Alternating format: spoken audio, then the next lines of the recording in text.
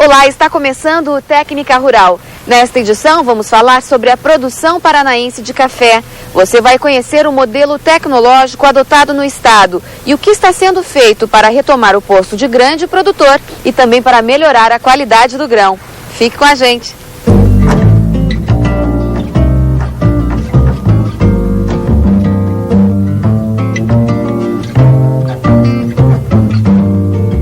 Para falar sobre a produção de café paranaense, fomos até o Instituto Agronômico do Paraná, o IAPAR, conversar com especialistas.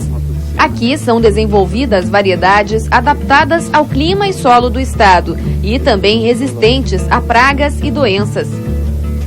O Paraná chegou a ser o estado brasileiro com maior produção na década de 60. Nós chegamos a ter uma área cultivada muito extensiva, quase 2 milhões de hectares no estado, produzindo mais de 20 milhões de sacas, mas houve uma transformação muito grande. Na década de 70 a 75 tivemos uma geada muito forte no estado e entrou também, coincidiu com o processo de mecanização da agricultura, através da soja, onde a mão de obra também acabou indo para áreas urbanas e o café começou a ver uma decadência então das áreas cultivadas. Hoje, o estado ocupa a 4ª posição no ranking nacional. Ao mesmo tempo em que o Paraná era reconhecido pelo grande volume, por outro lado também já teve má fama, muito café e pouca qualidade. Para mudar essa realidade e atrair novamente os agricultores que abandonaram a cultura, o governo do estado e outras entidades começaram um trabalho árduo. Nós tínhamos na época cerca de 500 mil hectares de café, no início dos anos 90. Então foi feito um esforço muito grande dentro da Secretaria da Agricultura, da Câmara Setorial do Café, envolvendo a pesquisa, a extensão rural, as cooperativas, para que se fizesse um trabalho de revitalização. Aí o IAPAR, o Instituto Agronômico do Paraná, desenvolveu um trabalho de um modelo tecnológico da atividade cafeira, ou seja, uma atividade de um café mais adensado, apropriado para pequena propriedade, onde ele pudesse reconquistar aquela produtividade ideal, ou seja, reduzir custo unitário. Nós tínhamos aquela preocupação também com a qualidade, né? Então, em 99, foi feito um diagnóstico no estado, o DERAL fez um levantamento, onde procurou fazer o perfil da atividade cafeira, como que ela era, como que o produtor colhia o seu café e que produto ele obtinha. Através daí nós chamamos de marco zero.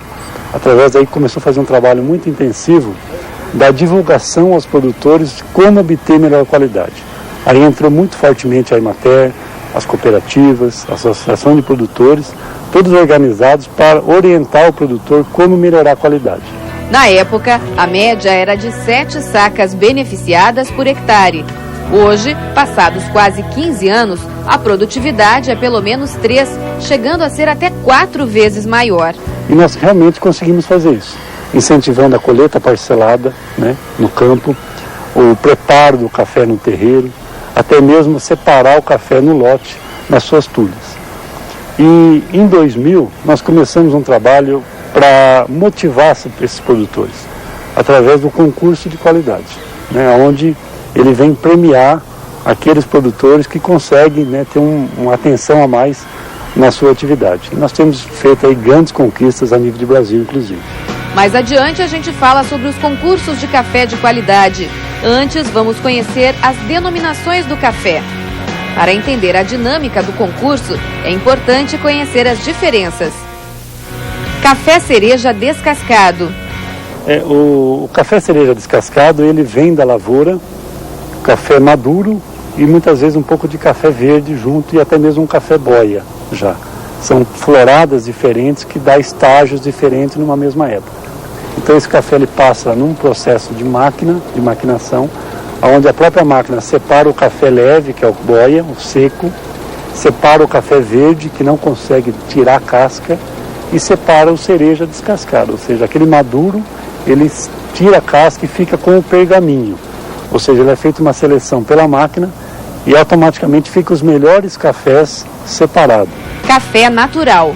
O natural ele já vem da lavoura e vai direto para o terreiro, ou no máximo ele passa por um processo de lavagem, né, a água, mas ele vai para o terreiro e ele é feito naturalmente. Ele seca com a casca e depois ele é beneficiado para fazer a degustação. Bem, para o Paraná voltar ao cenário nacional da produção de café e café de qualidade, alguns passos importantes foram tomados. O primeiro foi começar com o plantio adensado de café.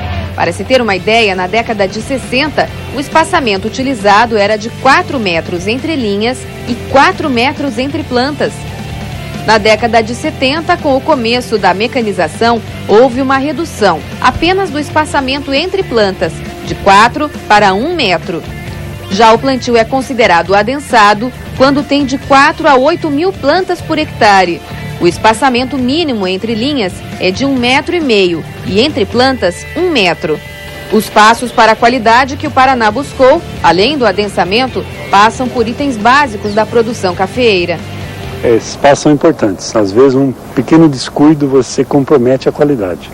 Então o primeiro passo é a nutrição da planta, né? Você tem que investir na nutrição da planta, sempre levando em conta a sua produção que você espera colher. Então a questão da nutrição é fundamental. E como a maioria dos produtores do Paraná já optou por recomendação da pesquisa pelo café adensado, a poda é um procedimento indispensável. Se ele não fizer a poda na lavoura adensada, vai perder esses ramos da base, ela vai ficar uma boa parte sem esses ramos aqui, e qualquer outra operação que ele for fazer, qualquer outro tipo de poda, né, mais alta, se ele podar aqui, ele fica com poucos ramos aqui. Então praticamente vai alterar todo o processo que ele tem para frente, qualquer outra decisão que ele tenha para frente vai ficar difícil. Neste caso, o ideal é fazer o esqueletamento. O chamado esqueletamento consiste na poda dos ramos laterais a uma distância de 15 a 20 centímetros da planta, cortando todos os ramos. Ela tem a função de evitar a perda dos ramos inferiores da planta, né? Então essa é a grande função dela, evitar aquele fechamento que ocorre na lavoura. Então essa poda do esqueletamento, ela tem essa importante função, além do que ela dá uma recuperação muito rápida da planta, essa é uma outra vantagem. Nessa poda do esqueletamento, o que o produtor tem que aproveitar a fazer também é um decote. Então podar essa planta a uma altura de 1,5 metro até 1,80 m, para aproveitar, então, reduzir também o porte dessa planta. Isso é muito importante no café adensado. E para quem quer continuar produzindo no talhão, é possível usar a poda lateral. Esse é um tipo de poda parcial, né, esqueletamento. Ela é uma poda que nos nossos estudos aqui tem indicado que ela não dá diferença com relação às plantas não podadas, né? Então toda poda ela reduz produção, porque você está cortando uma parte da planta. E comparando com uma planta não podada, então ela vai na média, né? As podas vão diminuindo a produção. Essa é uma poda que não reduz a produção. Então ela começando na época certa, sem perder os ramos, tudo, ela vai garantir uma produção semelhante a outra lavoura não podada. Só que a lavoura não podada vai chegar um tempo que ela vai precisar a receber uma poda, talvez uma poda até muito drástica, né, de cortar aí a 40, 50 centímetros acima do nível do solo, que seria uma poda de recepa, que aí praticamente levaria muitos anos para ele recuperar a produtividade. Uma prática associada à poda é o desbrotamento. De nada adianta podar e não fazer a segunda etapa. Então, podar é muito fácil, né? Hoje tem máquinas e podam quase que a propriedade inteira, a lavoura de toda a propriedade. O mais difícil é desbrotar. Então o produtor só pode podar aquilo que ele conseguir desbrotar na época correta. Então o ideal é fazer essa desbrota do tronco, né? Retirando todos esses brotos da parte da base do tronco. Então essa desbrota é fundamental no café, né? A retirada desses brotos grandes, né? Todos eles, fazendo toda essa parte de desbrota. Se ele não fizer isso daí, a lavoura vai ficar dessa forma como tem nessa planta aqui, ó. Então vai dificultar muito o manejo, inclusive a outra poda que ele for fazer em alguns anos mais para frente, né? Então dificulta a condução da lavoura no futuro e provoca um fechamento muito mais rápido dessa lavoura adensada, fazendo com que ele tenha que fazer uma poda ainda mais cedo, né, em menos anos do que ele poderia fazer. Ele poderia demorar mais tempo para fazer essa poda, mais alguns anos, e se ele não desbrotar, ele vai ter que fazer essa poda mais frequente, né, mais cedo, tornando, então, dificultando todo o manejo pela frente.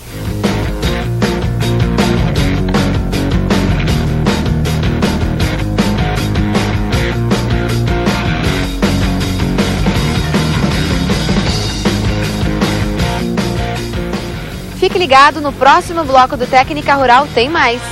Conheça a importância do ponto de colheita e ainda como o Paraná está conseguindo melhorar a qualidade do café através dos concursos. Eu espero você depois do intervalo. Até já!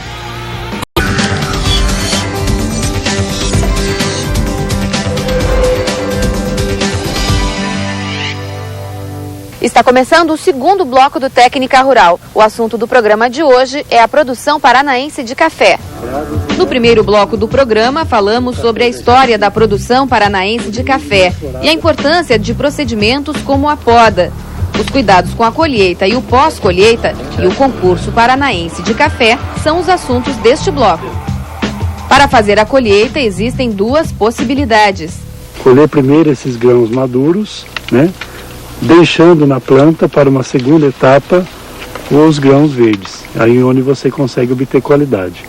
Ou um outro passo é fazer uma colheita 100% e passar no processo da máquina do cereja descascado, onde ele vai separar o cereja descascando em pergaminho, o verde e o café boia. E sempre tratar eles separado no terreiro, inclusive fazer também o armazenamento e a comercialização separados. Essa prática de fazer essa colheita, digamos assim, seletiva, é uma prática que beneficia o pequeno produtor, né? É uma prática que ela encarece o custo, né? Fica um custo maior. Então o produtor, se ele tem uma lavoura pequena, tem uma produção que ele consegue utilizar a mão de obra familiar, é interessante que ele faça isso, para que ele possa obter um produto diferenciado. No geral, na venda dele, com certeza ele vai agregar mais valor. Se ele fizer uma colheita derriça total, ele vai acabar nivelando por baixo o produto. Em vez de melhorar a qualidade, esse café seco ou verde, ele vai estragar a qualidade desse café maduro. Feita a colheita, é hora de lavar os grãos e colocar no terreiro para secar. E quando levar para o terreiro, tomar muito cuidado na amontoa desse café, né? O café tem que estar mexendo bastante no terreiro, aproveitando as horas de sol, evitando tomar chuva no terreiro, porque o café, quando toma chuva no terreiro, você retarda o processo de secagem. E um ponto interessante, quando o produtor colhe nesse ponto de cereja, é a fermentação. É o estágio que o café tem mais açúcar. E se você descuidar no terreiro, que esse café fica em camada grossa, você pode fermentar esse café. Então são alguns passos interessantes, desde a nutrição da planta até o ponto final lá no terreiro, inclusive separar os lotes também. O produtor colhe um café maturação, né, plena, uma colheita seletiva, mas ele tem que armazenar esse café separadamente. O café varreção, o café verde, o café maduro, deixar guardado e comercializar separado. O Denilson Fantin, que é técnico do IAPAR, explica como deve ser feito esse manejo do café após a colheita. Ele vem para o terreirão, sempre separado o boia do cereja e do verde, né? Esse boia, ele pode ser esparramado em camadas mais finas, para secar simplesmente, porque ele já está bem seco, enquanto o verde tem que ser secado em camadas grossas, né? Para que não fique preto verde. Bom, e como é que é, depois então de esparramado ele no terreiro, como é que é o manejo, assim, para garantir em que sentido o agricultor deve empurrar esse café e tal? Sempre com a sombra à sua frente, né? As leiras sempre têm que ficar na disposição que a sombra sempre chega na sua frente, né? As leiras vão ficar sempre seguindo o sol. E com relação a quantas vezes se faz isso, como é que é o processo todo? A cada 40 minutos essa leira tem que ser mexida, né? Quebrada no meio, e o café tem que ser amontoado enquanto ele ainda está quente, por volta das 3 a 4 horas da tarde. Por quê? Para que essa umidade dos grãos que estão mais úmidos ou mais secos, ela seja redistribuída entre esses grãos, então o café ele chega por igual. Uma outra possibilidade para a secagem é o terreiro suspenso, mas é preciso prestar atenção no manejo da lona. Ele tem que cobrir todo dia, né, por causa do sereno, para aquela umidade da noite não retornar ao café, né? Então, o café ainda quente, ele cobre com plástico de estufa ou qualquer outro tipo de lona o terreiro suspenso dele. O terreiro suspenso apresenta diversas vantagens em relação ao tradicional. O terreiro suspenso ele tem sido vantajoso no seguinte aspecto: você consegue ter o café no processo de secagem mesmo com tempo chuvoso, por exemplo. Você consegue cobrir esse terreiro suspenso, ele continua circulando o ar embaixo, ele favorece também para que saia um café de melhor qualidade sem um alto risco de fermentação. Agora vamos saber como o concurso de qualidade está ajudando o Paraná a retomar a posição de destaque no cenário brasileiro de produção de café. Você viu que muitos produtores saíram da atividade nos anos 70 e 80. E o concurso de qualidade foi uma ferramenta que o governo estadual encontrou para motivar os cafeicultores a investir novamente na produção de qualidade. É verdade, nós somos testemunhas de que produtores realmente ficam eufóricos, né, quando conseguem uma boa classificação. E muito mais quando conseguem um bom preço. Mas além do bom preço, é a satisfação de que ele está conseguindo transformar toda aquela tecnologia que é desenvolvida pela pesquisa, pela extensão rural, em fruto do seu trabalho. Então ele tem dedicado e tem conseguido colher excelentes cafés. Vamos ver como funciona o concurso, que é realizado no estado desde 2003. O trabalho começa assim: o produtor entrega amostras de seus melhores cafés. Essas amostras de café, elas são representativas de um lote de 10 sacas de café beneficiado, naquele padrão tipo 2, 3, né, peneira 16. Então essas amostras passam por um júri, né, composto de pessoas capacitadas, são degustadores de café. Inclusive nós convidamos degustadores e juízes de outros estados brasileiros, inclusive de renome internacional, que vêm fazer um julgamento desses cafés.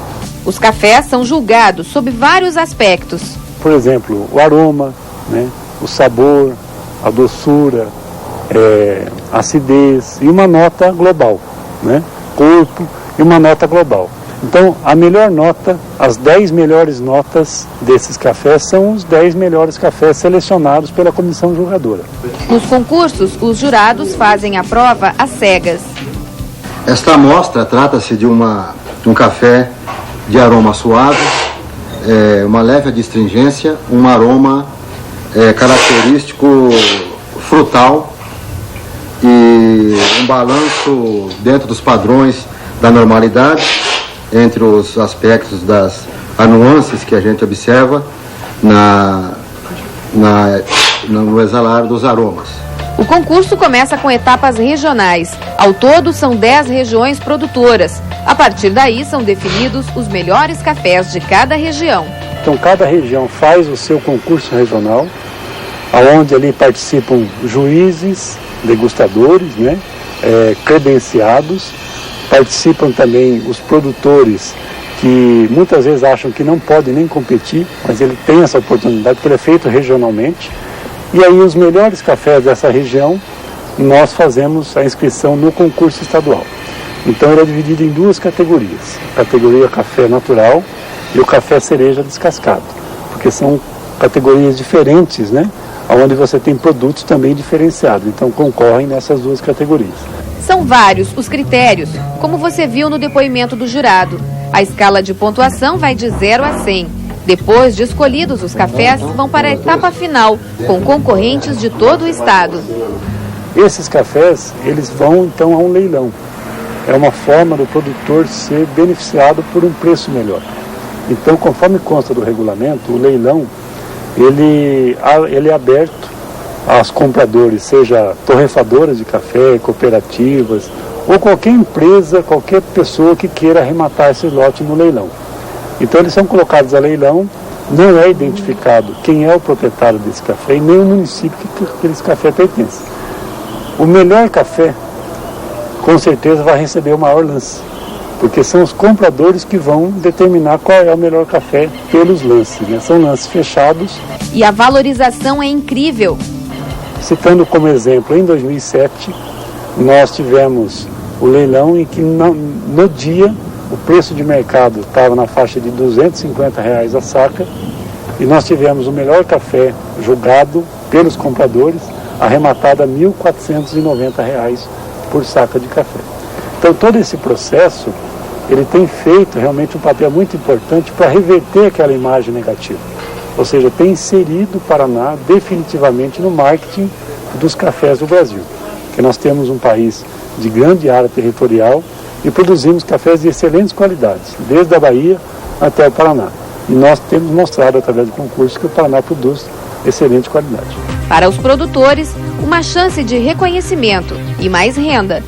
Olha, é porque a gente quer ver o produto tendo um pouco mais de valor, que a gente ponha lá, tem possibilidade de pegar um bom lugar no concurso e onde a gente tem esperança em pegar um valor a mais, né?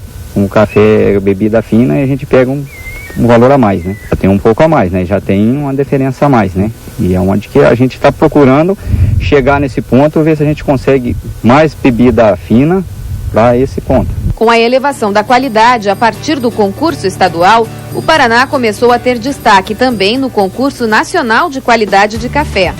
O Técnica Rural de hoje vai ficando por aqui. Mais informações sobre este programa e também sobre muitos outros assuntos você encontra no nosso blog